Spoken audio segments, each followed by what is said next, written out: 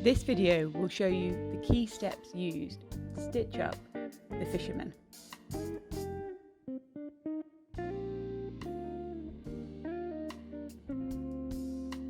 The border is created through this pattern of arrows. You'll find it easiest to stitch each arrow with a consistent number of stitches. You'll see here I use 5 stitches to make up each arrow. If you work in this methodical way, then you'll find each arrow ends up being the same shape and same width.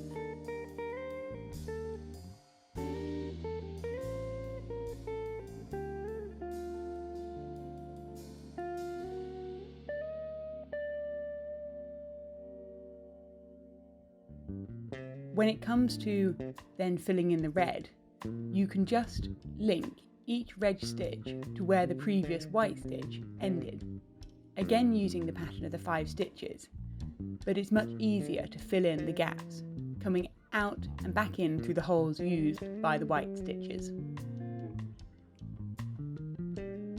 Don't worry if at this stage it doesn't look very neat. It will look much neater when you start to add the chain stitch round the edges and when you've covered a greater area. When putting your chain stitch in, run this right next to the other stitches so you slightly overlap the edge. This will make the whole thing look very tight and neat.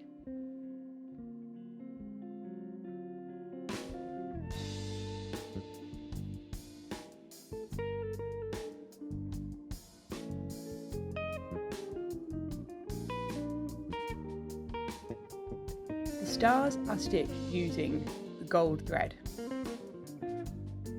By working in very short stitches from left to right, you create much more of a sparkly effect from the gold than if, say, just using 6 long straight stitches to make up the star. Be warned though, the gold thread can be very tricky to work with. It's a much coarser thread and always tends to get a bit knotted. What I would recommend is working with shorter sections of gold thread, maybe 40 centimetres long, and every so often take the thread and smooth it out.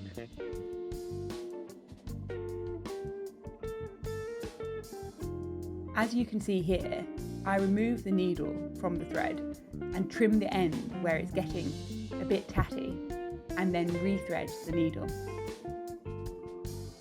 If you find it gets in a knot, then don't worry about just cutting gold thread and starting again. I've provided plenty of extra gold thread to make sure it takes into account how tricky it can be to use.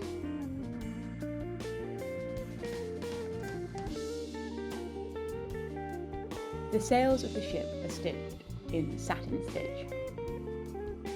When working on sails next to each other, change the direction of your satin stitch. This will help to differentiate between the different sections of the sail and create a real 3D effect of the billowing sails in the wind.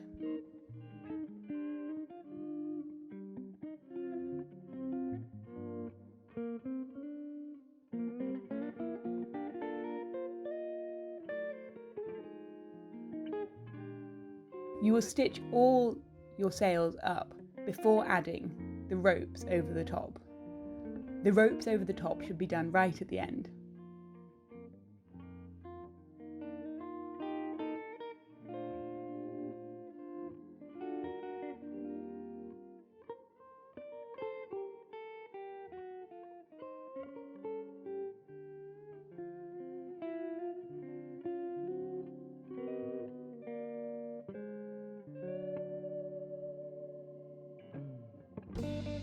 The waves on this design are stitched wholly in chain stitch. It's a super satisfying area to stitch, and you'll find you get into a real rhythm with your chain stitch. Here you can see I'm using the loop method of chain stitch. This method will be easier to use in stitching and filling in the colours. as the links method requires a bit more area around each stitch. You'll find how-to video guides on both in our how-to section. I find it works easiest to do the full outline of the wave first and then go back, fill in the colour.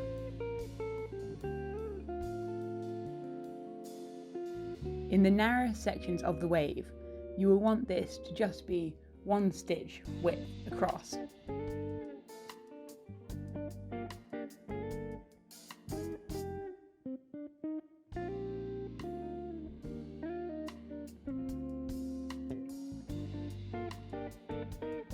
Again, don't worry too much about how neat this is looking as you're going.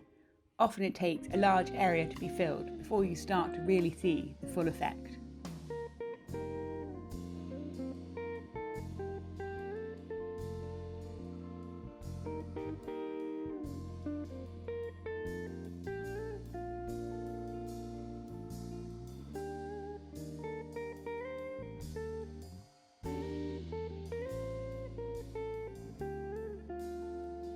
Our lovely fish is made up using satin stitch.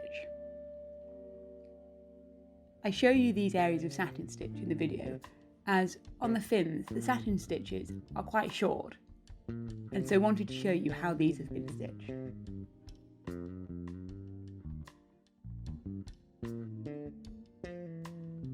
Once you have your first row of satin stitch in, you'll find the next one's much easier to fill because you'll use where the previous stitch ends as your guide for where your next row will begin.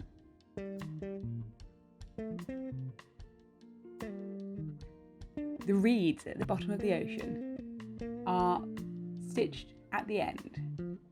They are easiest done by doing a running stitch going up the full centre of the plant.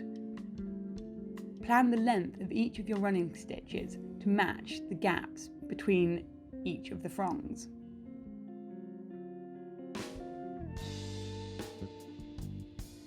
Once you have the full length, you can then go back down and at each of the gaps in your running stitch, add your stitches from left to right.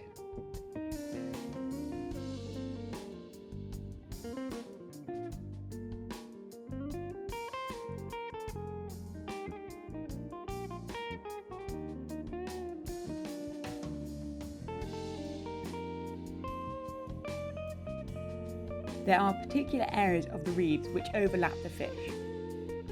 You should do these at the end once the fish is completed. And do remember, this is just a guide of one way you can stitch it. However, do use your creativity and don't feel you must stitch it in this way.